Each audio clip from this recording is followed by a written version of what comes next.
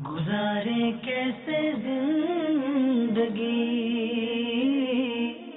آؤ علماء سے پوچھ لیں، آئے جو مشکل پیش کوئی، آؤ علماء سے پوچھ لیں۔ الحمدللہ رب العالمین والصلاة والسلام على سید الانبیاء والمرسلین، اما بعد فاعوذ باللہ من الشیطان الرجیم، بسم اللہ الرحمن الرحیم۔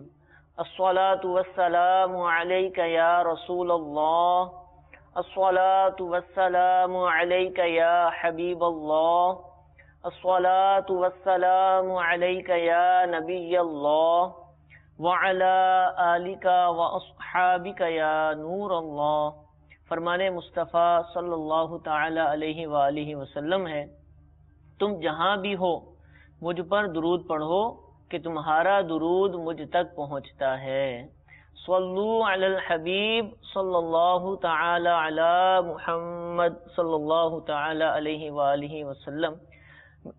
پیارے اور محترم اسلام بھائیو، دارالفتاح اہل سنت سلسلے کے ساتھ حاضر ہیں۔ انشاءاللہ عز و جل رمضان المبارک سے ہی متعلق ایک بہت ہی اہم موضوع کہ جیسے ہی رمضان شریف آتا ہے تو نماز تراویح کا اہتمام کیا جاتا ہے، نماز تراویح پڑھی جاتی ہے۔ پورا سال اس نماز کو نہیں پڑھا جاتا، صرف رمضان شریف کے اندر ہی اس کا حکم ہے۔ تو نماز تراویح کیسے پڑھی جائے، اس کا کیا طریقہ کار ہے، اس سے متعلقہ انشاءاللہ احکام ہم اپنے سلسلے میں شامل کریں گے۔ اس سے پہلے مزید کچھ سوالات بھی شامل سلسلہ رہیں گے۔ رمضان شریف کے چاند سے متعلق یعنی دیکھنے سے متعلق کافی جستجو ہوتی ہے، تو کیا اس کے کوئی شرعی احکام ہیں کہ اس کو دیکھنا ضروری ہے، یا ویسے ہی لوگ رمضان کی محبت میں ایسا کرتے ہیں؟ الحمدللہ رب العالمین والصلاة والسلام علی سید الانبیاء والمرسلین۔ کچھ مہینے ایسے ہیں کہ جن کے چاند کو دیکھنا یہ واجب الکفایہ ہے، یعنی امت محمدیہ پر، اس کے تمام افراد پر سمجھ لیں کہ یہ چاند کا دیکھنا ضروری ہے۔ تو ان میں سے ایک مہینہ ہے ماہ رمضان المبارک، یعنی شعبان المعظم اس کے چاند کا، تاکہ رمضان 29 شعبان ہوگی یا 30 شعبان ہوگی تاکہ رمضان کا مسئلہ معلوم ہو سکے۔ دوسرا ماہ رمضان کا چاند، اور تیسرا عید الفطر کا جو چاند ہوتا ہے شوال المکرم کا، تاکہ اس کے ذریعے سے ہمیں رمضان ختم ہونے کا ہمیں معلوم ہو سکے۔ تو اس طرح یہ ماہ رمضان مبارک کا، چونکہ اس مہینے میں روزے فرض ہیں اور مسلمانوں پہ روزے فرض کیے گئے ہیں، اس کی اپنی برکتیں ہیں۔ تو ایک تو محبت، ذوق، شوق مسلمانوں کو ہوتا ہے۔ پھر جس طریقے سے ایک عام آدمی ہوتا ہے، تاجر ہو، تو تاجر بھی اس طرح کے موسم کا انتظار کرتا ہے کہ جس میں اس کی جو ہے وہ بکری زیادہ ہو، مال زیادہ فروخت ہو، نفع زیادہ آئے۔ تو اسی طرح جو نیکیوں کے حریص ہوتے ہیں، جنہیں نیکیوں سے پیار ہوتا ہے، اللہ تبارک و تعالی کی طرف سے عائد فرض روزوں سے پیار ہوتا ہے، تو وہ بھی ماہ رمضان المبارک کا بڑی جان کے ساتھ، دل و جان سے وہ استقبال کرتے ہیں، خوشی کا اظہار کرتے ہیں۔ بلکہ اس حدیث مبارکہ کہ جو نبی کریم صلی اللہ تعالی علیہ وآلہ وسلم کی رجب اور شعبان میں برکت اور ماہ رمضان تک پہنچنے کی جو دعا ہے کہ اللہم بارک لنا فی رجب و شعبان وبلغنا رمضان، کہ اے اللہ ہمیں رجب میں اور شعبان میں برکتیں عطا فرما اور ہمیں ماہ رمضان دیکھنا نصیب فرما۔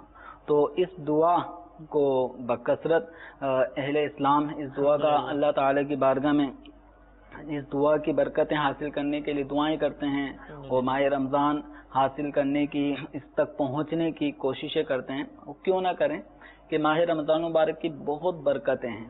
یعنی یوں سمجھ لیجئے کہ انسان اگر نفل ادا کرتا ہے ماہ رمضان المبارک میں تو اس کو فرض کے برابر ثواب عطا کیا جاتا ہے۔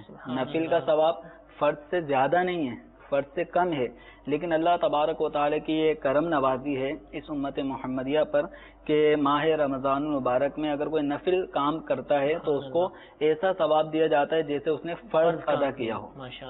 مثلا جیسے 2 رکعت نفل پڑھے تو ایسا ہوا جیسے فجر کے 2 رکعت فرض ادا کرنے پہ جو ثواب ملتا ہے ایسا نفل ادا کرنے پر، اور جو فرض ادا کرتا ہے اس کو 70 فرضوں کے برابر ثواب دیا جاتا ہے۔ گویا اس نے وہ اگر فجر کے فرض ادا کیے ہیں تو گویا ایسا ہوا جیسے اس نے 70 مرتبہ فجر کی نماز فرض انسان ادا کرتا ہے، تو جو اجر و ثواب اس میں ملتا ہے تو وہ یہاں پہ ملتا ہے۔ تو الحمدللہ اس کی بہت بڑی برکتیں ہیں، اور بالخصوص یہ جو ماہ رمضان المبارک ہے، تو ماہ رمضان المبارک کی جو پہلی شب ہے اس کے بارے میں ارشاد فرمایا گیا کہ جب رمضان المبارک کی پہلی رات ہوتی ہے تو اللہ تعالی امت محمدیہ کی طرف رحمت کی نظر فرماتا ہے، اور جس کی طرف اللہ تعالیٰ نظر رحمت فرمائے اسے کبھی بھی عذاب نہ دے گا۔ اس رات میں بالخصوص عبادت کی طرف ہمیں اپنے آپ کو راغب کرنا چاہیے، اور ماہ رمضان کی آخری رات کے بارے میں ارشاد فرمایا گیا کہ جب ماہ رمضان کی آخری رات آتی ہے تو اللہ تعالیٰ سب کی مغفرت فرما دیتا ہے۔ آخری رات سے مراد 30 رمضان یا 29 رمضان، جو بھی آخری رات یعنی جس کے بعد آخری روزہ جو ہوتا ہے، روزہ ہوگا، اب چاہے 29 روزے ہوں تو 29ویں شب، 30 روزے ہوں تو 30ویں شب، تو جو آخری رات ماہ رمضان کی ہوتی ہے تو اللہ تعالیٰ سب کی مغفرت فرما دیتا ہے۔ تو حدیث مبارکہ میں جب سرکار دو عالم صلی اللہ تعالی علیہ وسلم یہ بیان فرما رہے ہیں تو اس وقت ایک شخص کھڑے ہو کر عرض کرتے ہیں کہ یا رسول اللہ صلی اللہ تعالی علیہ وسلم، کیا یہ لیلۃ القدر ہے؟ یعنی جو لیلۃ القدر کے بارے میں فرمایا گیا جس کی جستجو کا حکم ہے کہ ماہ رمضان مبارک کے 21، 23، 25، 27 اور 29ویں شب، ان 5 طاق راتوں میں لیلۃ القدر کو پوشیدہ کیا گیا ہے۔ تو جب وہ آخری رات آتی ہے تو سب کی بخشش کر دی جاتی ہے۔ تو ان صحابی کے ذہن میں یہ سوال پیدا ہوا کیا یہ لیلۃ القدر ہے کہ سب کی بخشش، یعنی ایسی عظمتوں والی رات ہے؟ تو نبی کریم صلی اللہ تعالی علیہ وآلہ وسلم نے ارشاد فرمایا نہیں، کیا تم نہیں دیکھتے کہ مزدور جب اپنے کاموں سے فارغ ہو جاتے ہیں تو انہیں اجرت دی جاتی ہے؟ تو گویا ماہ رمضان مبارک کی جب آخری رات آئی تو اللہ تعالیٰ سارے مسلمانوں کی، سب کی امت محمدیہ کی بخشش فرماتا ہے۔ تو اس بخشش فرمانے میں اس بات کی طرف اشارہ کیا کہ جس طرح ایک مثال سے سمجھایا کہ جس طرح مزدور مزدوری کرتا ہے، کام مکمل کر لیتا ہے تو اب اس کو اجرت دی جاتی ہے، تو یوں ہی امت محمدیہ صلی اللہ تعالی علیہ وسلم کے جو افراد ہیں، جب یہ اللہ تعالیٰ کی طرف سے فرض کردہ احکام کی تعمیل کرتے ہیں، بجا لاتے ہیں روزے کی صورت میں، اور دیگر جیسے تراویح ہے، اور اس طرح اور جو ماہ رمضان سے متعلق جو عبادات ہیں وہ انسان کرتا ہے، تو اللہ تبارک و تعالیٰ پھر ان کو ان کی عبادت کے صلے میں مغفرت سے نوازتا ہے۔ تو گویا پہلی شب ماہ رمضان مبارک کی وہ نظر رحمت خدا بندی امت محمدیہ پہ اس رات پڑ رہی ہوتی ہے، اور آخری رات بخششوں کے پروانے لٹائے جا رہے ہوتے ہیں۔ اللہ تبارک و تعالی ہمیں ماہ رمضان المبارک کی برکتوں سے مالا مال فرمائے، پورا ماہ رمضان ہمیں دیکھنا نصیب فرمائے، اس کا عشرہ رحمت، اس کا عشرہ مغفرت اور جہنم سے برات۔ کسی بھی مہینے میں یہ خصوصیات نہیں ہیں کہ اس کے پہلے عشرے کا کوئی نام ہو، دوسرے عشرے کا نام ہو، تیسرے کا نام ہو۔ یہ ماہ رمضان مبارک ہے کہ جس کے پہلے عشرے کا نام عشرہ رحمت ہے، رحمت والے 10 دن، اور دوسرے عشرے کا نام ہے عشرہ مغفرت، یعنی مغفرت والے 10 دن، اور اس کے بعد جو عشرہ آتا ہے وہ جہنم سے برات کا ہے، یعنی جہنم سے چھٹکارے والے 10 دن ہیں۔ 3 جو عشرے ہیں ان کی برکتیں ہیں، اللہ تعالیٰ ان برکتوں سے ہمیں وافر حصہ عطا فرمائے، آمین۔ جزاک اللہ۔ حضور اب تراویح ہمارا جو موضوع ہے اس سے متعلق ہم سوال شامل کریں گے۔ اس کا حکم کیا ہے؟ تراویح کی نماز رمضان شریف میں پڑھتے ہیں الحمدللہ مسلمان، لیکن بہت ساری اس میں طریقے بھی رائج ہو چکے ہیں، تو اب اس کا شرعی طور پر حکم کیا ہے؟ پھر ہم اس سے آپ طریقہ کار بھی پوچھیں گے انشاءاللہ۔ دیکھیں، تراویح ہر عاقل بالغ مرد عورت مسلمان کے لیے سنت موقدہ ہے۔ سنت موقدہ، سنت موقدہ یعنی اس سنت کو کہا جاتا ہے کہ جس کو چھوڑنا جائز نہیں ہوتا۔ سنت موقدہ ضروری ہے، اس کا کرنا یوں ضروری ہے کہ اگر اس کے چھوڑنے کی کسی نے عادت بنا لی، مستقل کوئی پڑھتا ہی نہیں ہے تراویح، تو ایسا شخص گناہ گار ہے۔ ٹھیک ہے، یہ لوگ بولے سنت ہی تو ہے، نہیں کرتے، سنت ہے، ایسا نہیں کر سکتے، اس کی تاکید ہے، اس کی تاکید ہے۔ اور نبی کریم صلی اللہ تعالی علیہ وآلہ وسلم نے بھی ماہ رمضان مبارک میں تراویح ادا فرمائی ہے، اور صحابہ کرام علیہم رضوان کے ساتھ جماعت کے ساتھ ادا فرمائی ہے چند راتوں۔ اس کے بعد پھر نبی کریم صلی اللہ تعالی علیہ وسلم نے تنہا تراویح کی نماز ادا فرمائی، اور صدیق اکبر رضی اللہ تعالیٰ عنہ کے دور میں بھی تراویح کی نماز پڑھی جاتی رہی، لیکن باقاعدہ جماعت کا اہتمام نہیں ہوتا تھا۔ یہ سیدنا حضرت عمر فاروق رضی اللہ تعالیٰ عنہ کے دور میں باقاعدہ تراویح کے جماعت کا اہتمام کیا گیا، اور آپ نے دیکھا کہ ہر شخص گویا کچھ لوگ مل کے متفرق طور پہ تراویح کی نماز کوئی جماعت سے پڑھ رہا ہے، کوئی علیحدہ پڑھ رہا ہے۔ تو حضرت عمر رضی اللہ تعالی عنہ نے اس بات کا اظہار فرمایا کہ کیوں نہ ایک امام کے پیچھے سب جمع ہو کر ایک امام پڑھے، بقیہ سب مقتدی کی حیثیت سے تراویح کی قرات کی سماعت کریں۔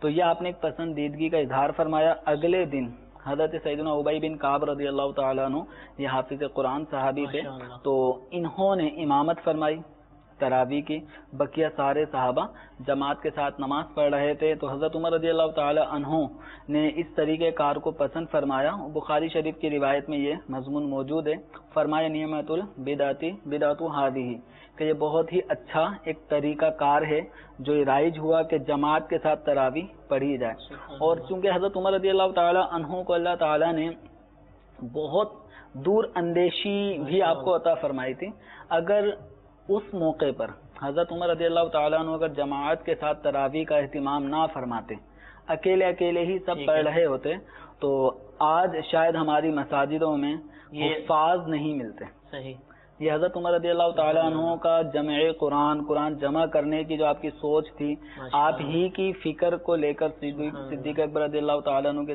زمانے میں قرآن جمع کیا گیا، اور اسی طرح آپ نے حفظ قرآن کی طرف توجہ دی۔ تو یہ تراویح میں جو ایک امام کے پیچھے جماعت کے ساتھ تراویح پڑھی جاتی ہے، تو اس میں حفظ قرآن بھی پوشیدہ ہے، کہ اس طرح ہمارے بے شمار حفاظ کا قرآن پاک ماہ رمضان میں دہرانے میں بھی آ جاتا ہے۔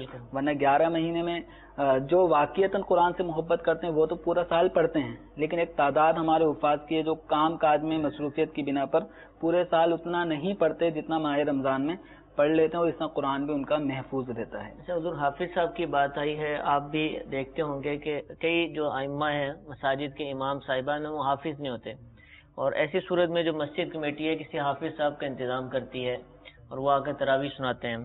تو اب بعض اب ہم دیکھتے ہیں وہ حافظ صاحب ہمارے محلے میں ہوتے ہیں یا جان پہچان ہوتی ہے، وہ نہ پورا سال نماز پڑھتے ہیں، ان کو دیکھا گیا ہے، داڑھی بھی ان کی چھوٹی چھوٹی ہے، کھیل کود میں بھی مصروف رہتے ہیں، لیکن چونکہ اب ان کو منزل پکی کرنی ہے، والدین نے بھی کہا بھی سنانا ہی سنانا آپ نے، یا پھر وہ کمیٹی میں سے کسی کے فرزند ہیں، کسی بھی طریقے سے وہ مسجد میں آ کر تراویح سناتے ہیں، اور یہ ہوتا ہے، اکثر ہوتا ہے ایسا، بہت زیادہ ہوتا ہے۔ تو کیا ایسے امام کے پیچھے کہ جو بظاہر ہمیں سارا سال وہ اس طرح لگتا ہے کہ وہ امامت کا اہل نہیں ہے، اس کے پیچھے نماز پڑھنے کا دل نہیں کرے کسی کا، اب تراویح کے اندر سب اس کے پیچھے کھڑے ہوتے ہیں، تو کیا نماز ہو جائے گی اس کے پیچھے؟ تراویح کے لیے، تراویح ہو یا کوئی سی بھی نماز ہو، امامت ایک منصب ہے، ٹھیک ہے، اور اس منصب کی اہلیت ہونا ضروری ہے، ٹھیک ہے۔ اس میں سے ایک یہ ہے کہ وہ شخص بے نمازی نہ ہو۔ بے نمازی آدمی جس کا بے نمازی ہونا بالکل کامن ہے، واضح ہے کہ یہ نماز نہیں پڑھتا، تو بے نمازی ہونا بہت بڑا گناہ ہے، کبیرہ گناہ ہے، کہ ایک آدمی 9 مہینے 10 مہینے تک نماز نہ پڑھے، اور جیسے ہی ماہ رمضان قریب آئے تو مسجد میں آنا شروع کر دے، داڑھی بڑھانا شروع کر دے۔ کیوں؟ کیونکہ تراویح پڑھانی ہے، اور اس کے بعد یہی حافظ صاحب تراویح پورے ہونے کے بعد 27 کو ختم ہونے کے بعد اس کے بعد پھر یہ رمضان تک تھوڑا آتے ہیں، لیکن داڑھی میں فرق پڑ جاتا ہے۔ عید والے دن وہ بس اوقات وہ جتنی داڑھی آئی تھی 1-2 انچ 1-1.5 انچ، تو وہ بھی پھر شارٹ ہو جاتی ہے، بس اوقات پھر چلے جاتی ہے۔ تو ایسا اگر کوئی عادی ہے، ایسا کوئی حافظ ہے اور وہ اس بات کا عادی ہے کہ 11 مہینے وہ داڑھی نہیں رکھتا، صرف ماہ رمضان میں تراویح پڑھانے کی غرض سے وہ داڑھی رکھ لیتے ہیں، تو ایسے شخص پہ جب تک اعتماد نہ ہو، ایسے شخص کو امامت کے مسلح پہ نہیں لا سکتے، کیونکہ داڑھی منڈا ہونا یا ایک مٹھی سے کم داڑھی جو بعض اوقات لوگ خشخشی رکھتے ہیں، تو اس طرح کرنا ناجائز و گناہ ہے، اور یہ ایک اعلانیہ گناہ ہے، فسق اعلانیہ ہے۔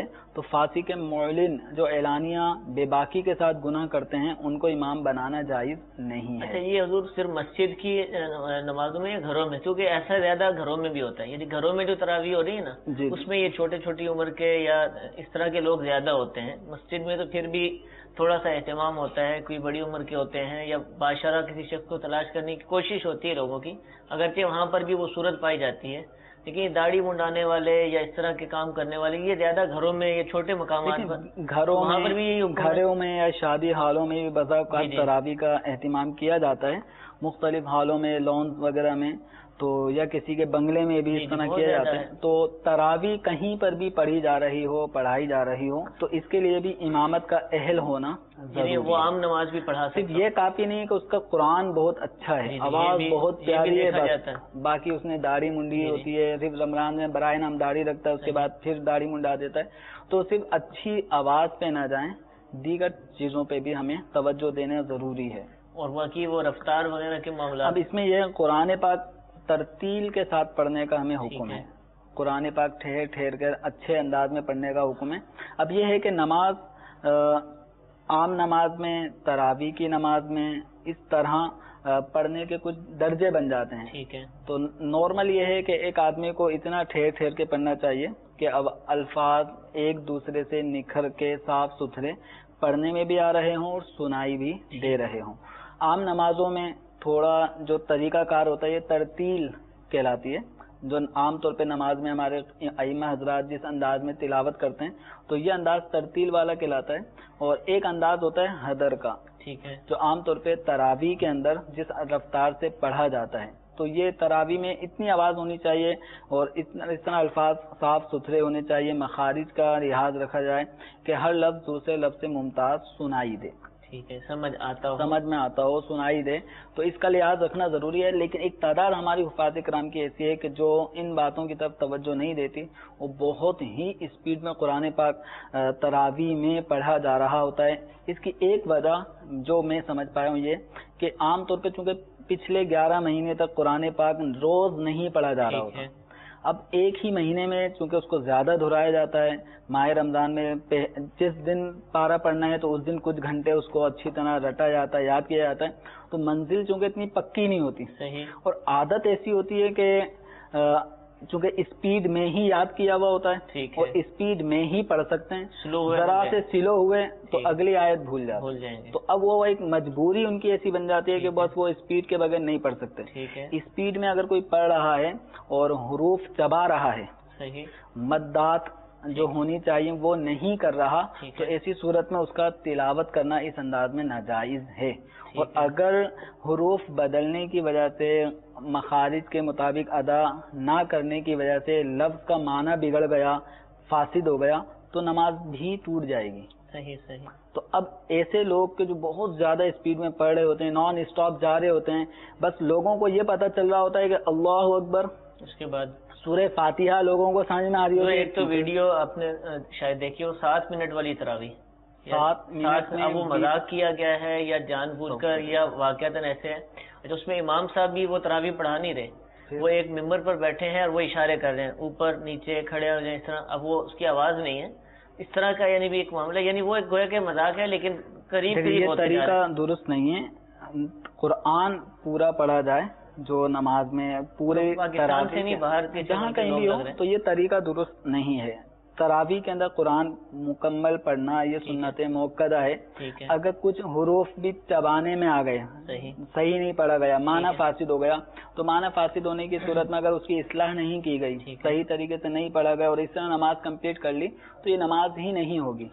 اب یہ جو 2 رکعت میں جتنا قرآن پاک پڑھا گیا، جب نماز نہیں ہوئی تو ان 2 رکعت میں جتنا قرآن پاک پڑھا گیا اس قرآن پاک کو دوبارہ سے پڑھنا ہوگا جب ہی ختم قرآن ہوگا. ٹھیک ہے، ورنہ ختم قرآن نہیں ہوگا. حضور اب مثال کے طور پر ہماری جو قریبی مسجد ہے یا جہاں قریب ترین تراویح ہو رہی ہے اس میں حافظ صاحب ایسے ہیں کہ جن کے پیچھے ہم نماز نہیں پڑھ سکتے، یا اب کسی وجہ سے میں جماعت حاصل نہیں کر پایا، تو اب کیا تراویح رہ جائے گی یا جماعت کے ساتھ پڑھنا ہی ضروری ہے؟ کیا ہوگا؟ لیکن تراویح کے اندر 2 چیزیں ہیں. ایک یہ ہے کہ تراویح کو پڑھنا، ٹھیک ہے، جماعت کے ساتھ پڑھنے میں یہ فائدہ ہوتا ہے. اگر حافظ ہے تو پورا قرآن ختم کرنے کا اس کو موقع مل جاتا ہے، اور اگر حافظ نہیں ہے تو پورا قرآن سننے کا اس کو موقع ملتا ہے. تو تراویح میں پورا قرآن پڑھنا یا سننا یہ سنت مؤکدہ ہے.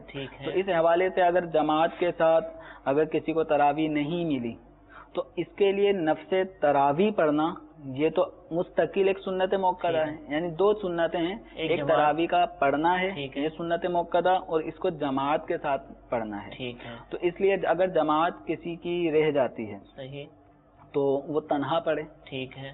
تنہا پڑھنے کی صورت میں اس کو اب یہ ہے کہ عشاء کے فرض پہلے ادا کرے, اس کے بعد پھر سنتیں جو ہوتی ہیں 2 رکعت وہ ادا کرے, اس کے بعد پھر وہ تراویح کی 20 رکعتیں وہ ادا کرے, پھر 3 رکعت فطر ادا کرے. تو وہی نارمل. اب اس کو چاہیے کہ جتنی صورتیں جتنا قرآن اس کو یاد ہے اتنا پڑھے. عام طور پہ ہماری عوام کو سورہ یاسین شریف یاد ہوتی ہے, سورہ مزمل یاد ہوتی ہے, سورہ ملک یاد ہوتی ہے. اس طرح بہت ساری صورتیں ہماری ایک عوام کو یاد ہیں, اور الحمدللہ مدنی ماحول کی برکت سے سورہ یاسین شریف, سورہ واقعہ اور سورہ ملک, یہ ایک تعداد ہمارے اسلامی بھائیوں اور اسلامی بہنوں کو جو کہ مدنی انعامات میں بھی کچھ صورتوں کے پڑھنے کا ہے, تو یہ بار بار پڑھنے کی وجہ سے یاد ہو جاتی ہے, یا کم از کم سنتے ہی الفاظ ذہن میں آ جاتے ہیں. تو سننے سے بھی بہت ساری ایک تعداد عوام کی ایسے جن کو سننے سے یاد ہو جاتی ہے. سورہ فاتحہ کبھی کسی نے یاد کی نہیں ہے, سن کے یاد ہو جاتی ہے. تو اس طرح جتنی صورتیں یاد ہیں وہ پڑھ لیں. اگر کچھ بھی یاد نہیں ہے تو طریقہ یہ ہے کہ علم تری کیفہ, یہ عام طور پہ لوگوں کو یاد ہوتی ہیں, تو علم تری کیفہ سے لے کے سورہ ناس, یہ 10 صورتیں ہیں, تو 10 رکعتوں میں یہ پڑھ لیں. پھر دوبارہ سے بقیہ 10 رکعتوں میں علم تری سے دوبارہ شروع کر لیں. تو اس طرح رکعتیں بھی یاد رہیں گی اور اچھے انداز میں ترتیب وار یہ تراویح کی صورتیں بھی پڑھتا رہے گا. جزاک اللہ. کچھ قول شامل سلسلہ کرتے ہیں, پھر انشاءاللہ تراویح سے متعلق سوالات. میں جنید اتاری ہند ہاشمی کابینہ سے عرض کر رہا ہوں. میرا سوال یہ ہے کہ تراویح اگر ایک مسجد میں آدمی نہیں پڑھ پاتا ہے کاروباری مسائل کی وجہ سے یا جاب کی وجہ سے, تو کیا وہ ایک مسجد میں ایک دن تراویح اور دوسرے دن جب اس کو تراویح کسی اور مسجد میں پڑھنے کا موقع مل جائے تو دوسری مسجدوں میں بھی کنٹینیو تراویح پڑھ سکتا ہے یا نہیں پڑھ سکتا ہے؟ السلام علیکم.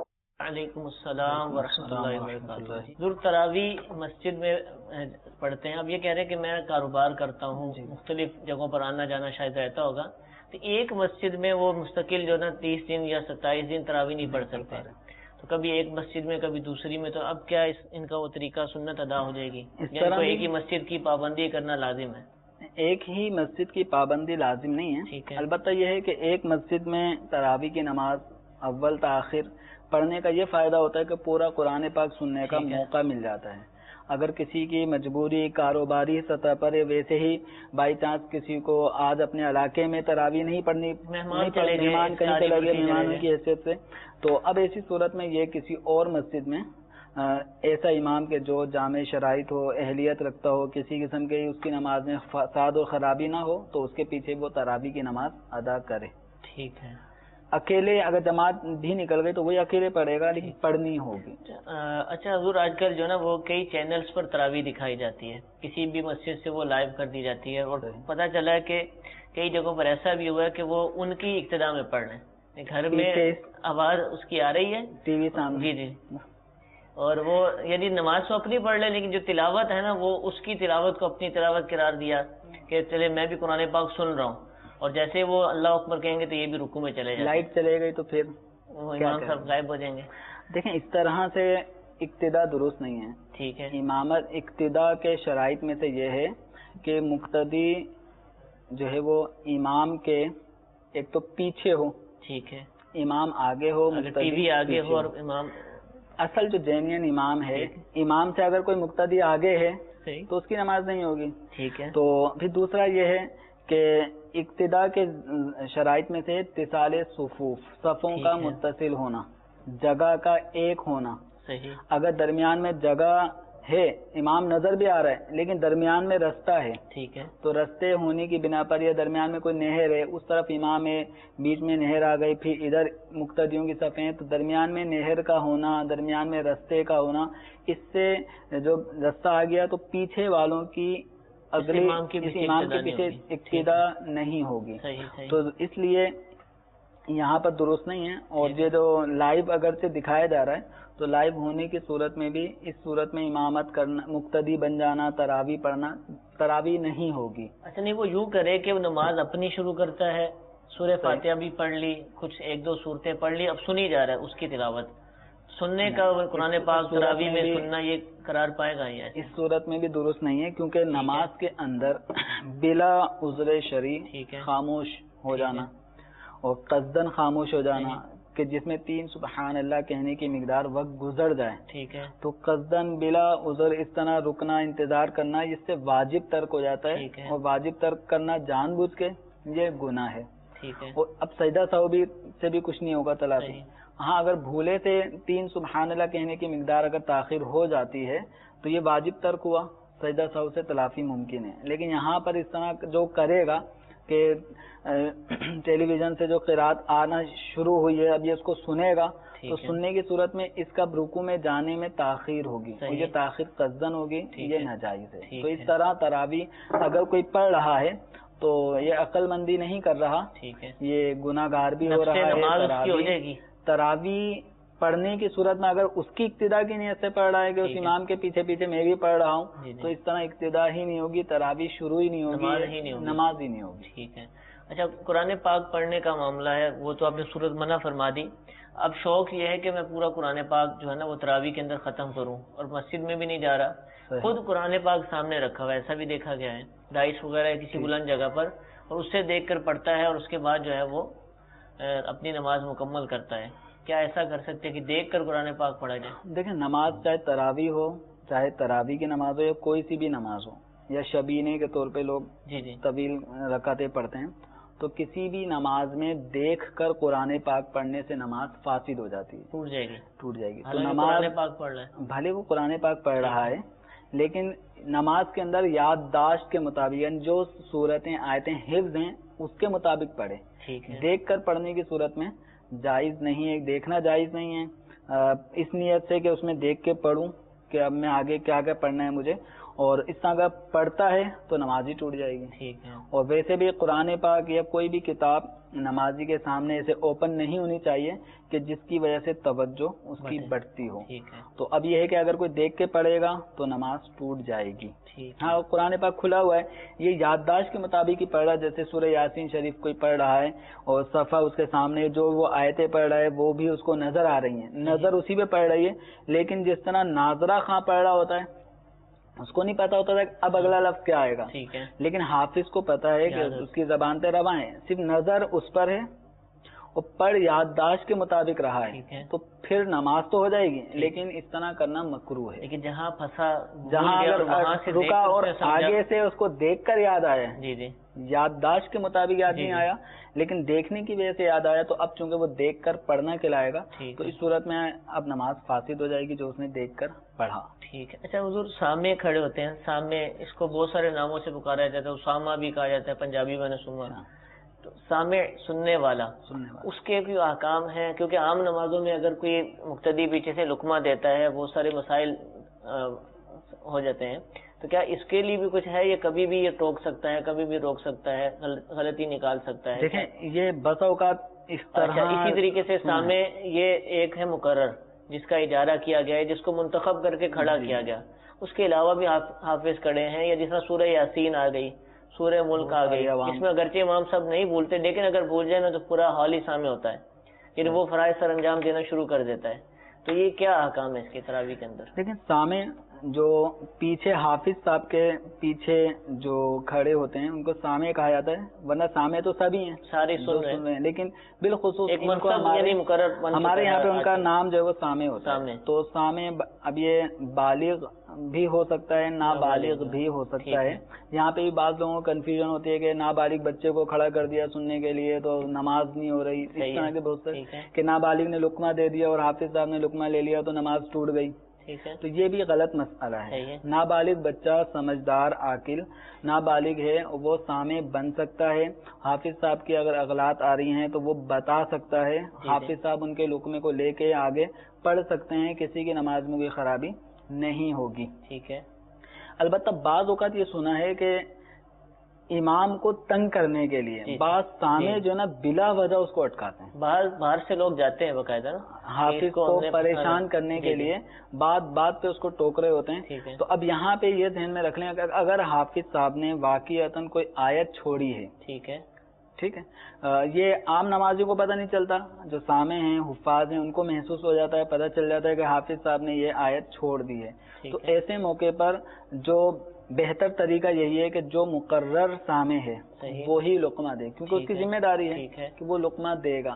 اگر وہ لقمہ نہیں دیتا اور حافظ صاحب آگے پڑھے جا رہے ہیں، اور حافظ صاحب کی عادت بھی لوگوں کو یہ معلوم ہے کہ جو آیت چھوڑ دی تو بھیا آگے ہی دوڑتے رہتے ہیں، پیچھے پلٹ کے نہیں دیکھتے، تو اگر سامع نے توجہ نہیں دلائی تو جو دیگر حفاظ ہیں وہ لقمہ دینے کا حق رکھتے ہیں۔ ایسا نہیں ہے حافظ ہونا ضروری ہے، حافظ ہونا یہ لفظ حافظ صاحب نا پورا قرآن پاک جن کو پورا قرآن پاک حفظ کرنا ایک آیت والا بھی حافظ ہی ہے، جیسے سورہ یاسین شریف پڑھی جا رہی ہے اس میں کوئی غلطی آتی ہے، امام صاحب میں ان کو بہت ساری صورتیں آیتیں یاد ہوتی ہیں، ہاں تو ان میں بھی اگر کسی کو یعنی جو باقاعدہ حافظ پورے قرآن کا نہیں ہے لیکن قرآن کی جو صورتیں پڑھی جا رہی ہیں اس موقع پہ وہ ان کو پتہ ہے، اگر وہاں کوئی آیت امام صاحب آگے چھوڑتے ہوئے چلے گئے تو سامع نے بھی توجہ نہیں دلائی، تو ایسے موقع پہ دیگر جو حافظ ہیں یا جن کو وہ آیتیں آتی ہیں تو وہ لقمہ دینے کا بالکل حق رکھتے ہیں۔ ایسا نہیں ہے کہ صرف سامع ہی لقمہ دے گا، کوئی اور نہیں دے گا،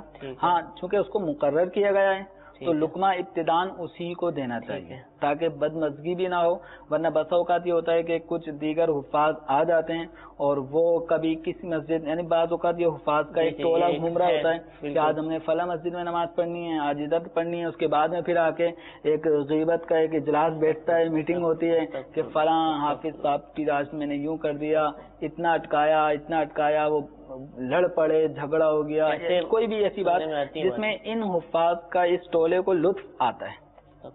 تو نماز پڑھ رہے ہیں، عبادت کر رہے ہیں، اس موقع پر یہ حافظوں کی غلطیاں نکالنے کی نیت سے کھڑے ہو رہے ہیں تو یہ طریقہ، یہ نیت درست نہیں ہے۔ ہاں یہ نیت ہو کہ چونکہ قرآن پاک پورا پڑھنا یہ سنت موقدہ ہے، اگر کچھ بھی آیتیں چھوٹیں گی یا آیت غلط پڑھی گئی جس سے معنی فاسد ہو گیا تو اب نماز ٹوٹ جائے گی، تو اس لیے میں لقمہ دے رہا ہوں تاکہ نماز فاسد نہ ہو، اس لیے میں لقمہ دے رہا ہوں تاکہ ہمارا ختم قرآن مکمل ہو سکے۔ حضور اب سب کو پتہ ہے کہ سامع صاحب موجود ہیں، ایک حافظ صاحب اور وہ اچھی نیت سے کھڑے نماز پڑھنے گئے اپنی، ان کی کوئی نیت ایسی نہیں کہ کچھ کریں گے، سامع صاحب نے لقمہ نہیں دیا اور وہ حافظ صاحب نے جو پڑھ رہے امام صاحب وہ آگے سے آگے چلے گئے، 2 سے 3 آیتیں آگے چلے گئے، تو اب ان کو خیال ہے کہ انہوں نے لقمہ بھی نہیں دیا اور ان کو معلوم ہے کہ آیت چھوٹی ہے، تو کیا اب یہ پیچھے لے جا سکتے ہیں یا گزر گئے تو بس گئے؟ نہیں، یہ چونکہ اگر میں نے کہا نا کہ جیسے بعض حفاظ کی عادت ہوتی ہے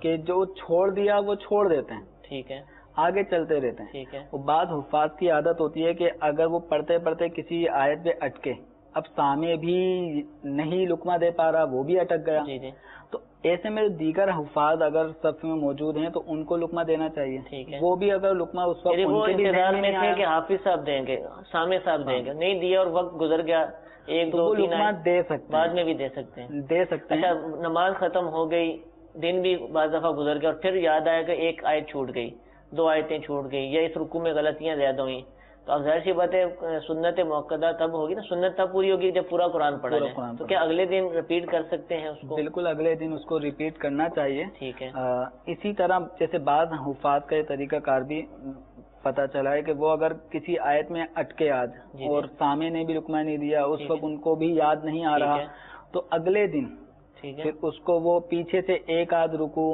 جو چھوٹ جاتا ہے یا چند آیتیں 2-3 مقامات کی وہ نہیں پڑھ پائے تو پہلے ان آیتوں کو پڑھ کے پھر آج جو سپارہ پڑھنا ہے وہ شروع کر دیتے ہیں۔ ٹھیک ہے، ایسا کر سکتے ہیں، اتنا کر سکتے ہیں۔ ٹھیک ہے، جزاک اللہ۔ کچھ کالز ہمارے پاس موجود ہیں، پلیز کال سنائیے۔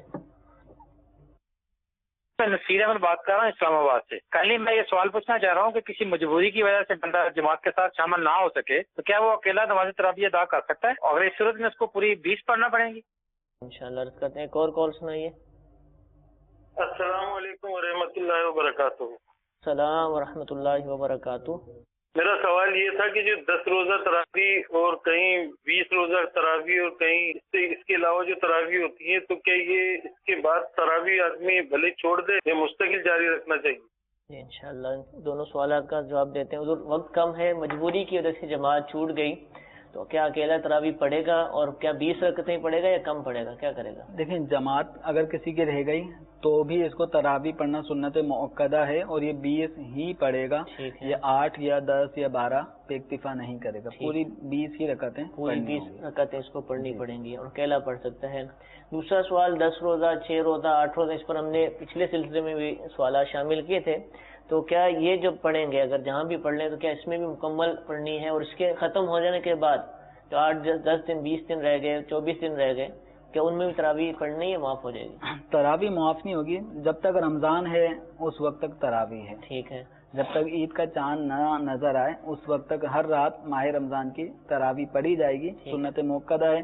آپ 3 روزہ 10 روزہ 6 روزہ پڑھ کے فارغ اپنے آپ کو نہیں سمجھ سکتے۔ ہاں یہ ہے کہ کثرت کے ساتھ قرآن سننے کا ایک موقع مل جاتا ہے کہ کہیں 3 روزہ ہوا آپ نے وہاں پورا قرآن سن لیا، اس کے بعد کہیں 7 روزہ ہوا تو وہاں قرآن سن لیا، اس طرح کہیں 15 روزہ ہوتا ہے 17 روزہ ہوتا ہے، تو اس طرح زیادہ سے زیادہ قرآن سننا اس غرض سے مختلف 6 5 10 روزہ میں اگر کوئی شرکت کرتا ہے تو اس میں اچھی بات ہے، لیکن اس نیت سے لیکن جو آج کل جس وجہ سے یہ ہو رہی ہے وہ وجہ اگر اپناتا ہے، یہ کہ اگر 6 روزہ پڑھ لیا تو اب بقیہ 24 دن مجھے کچھ نہیں پڑھنا، 10 روزہ پڑھ لیا تو بقیہ 20 دن نہیں پڑھنا، تو یہ خام خیالی ہے۔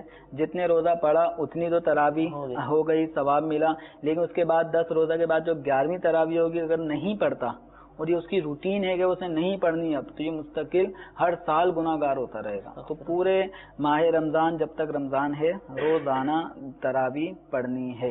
ٹھیک ہے، جزاک اللہ۔ حضور ایک اہم سوال جو ہے جس میں کنفیوژن ہوتی ہے، بہت زیادہ پوچھا بھی جاتا ہے وطر سے متعلق، جی کہ جماعت کے ساتھ نماز پڑھتے ہیں تو وطر بھی جماعت کے ساتھ کروائے جاتے ہیں، تو اب بعض اوقات یہ ہوتا ہے کہ جماعت اس امام صاحب کے ساتھ ہمیں حاصل نہیں ہو پاتی، جماعت چھوٹ گئی، یا پھر جماعت کہیں اور حاصل کی تھی اور اس کے بعد جو ہے پھر اب یہاں پہنچے تراویح پڑھنے کے لیے، اب یہ جو آخر میں وطر پڑھنے ہیں جماعت ہوگی مسجد کے اندر، تو یہ کیا کرے گا جس نے امام صاحب کے ساتھ نہیں پڑھے؟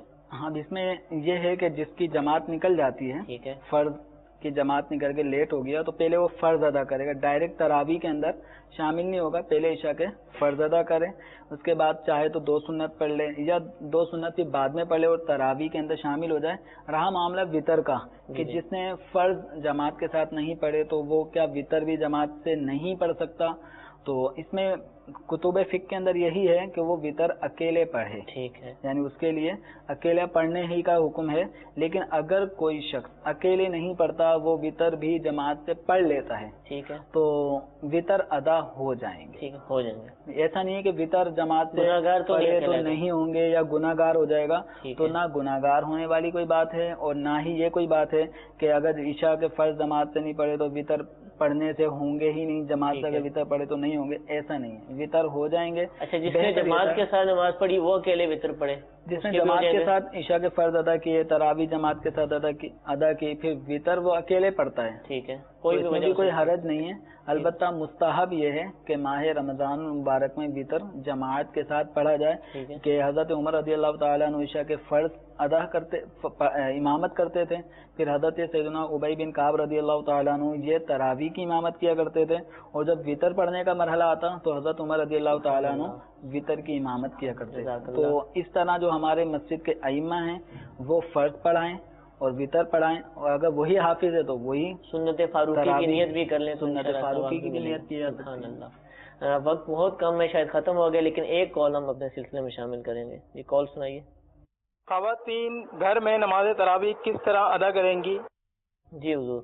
خواتین تراویح کی نماز علیحدہ علیحدہ اپنی اپنی ادا کریں گی، یہ تراویح جماعت کے ساتھ نہیں پڑھ سکتی، ان کے لیے بھی سنت موقع، ان کے لیے بھی سنت موقدہ ہے تراویح پڑھنا۔ خواتین کو بھی 20 ہی پڑھنی ہے، کہیں یہ 8 یا 12 یا 10 اس پہ مطلب کہ کام زیادہ کرنا پڑتا ہے، تو یہ عذر نہیں ہے، ان کے لیے بھی 20 رکعت تراویح سنت موقع ہے۔ میٹھے میٹھے اسلام بھائیو، ہمارے سلسلے کا وقت ختم ہوا۔ رمضان کو مدنی چینل کے ساتھ گزارنے کی نیت فرمائیے، اس کے ہونے والے سلسلوں کو دیکھنے کی نیت فرمائیے، انشاءاللہ علم دین کا بے بہا خزانہ ہاتھ آئے گا۔ اللہ تعالیٰ ہم سب کو رمضان المبارک کی قدر کرنے، اس میں زیادہ سے زیادہ عبادت کرنے، اس کی برکتیں حاصل کرنے کی توفیق عطا فرمائے، آمین بجاہ النبی الامین۔ صلو علی الحبیب صلی اللہ تعالی علی محمد صلی اللہ علیہ وسلم۔ گزارے کیسے زندگی، آؤ علماء سے پوچھ لیں، آئے جو مشکل پیش کوئی،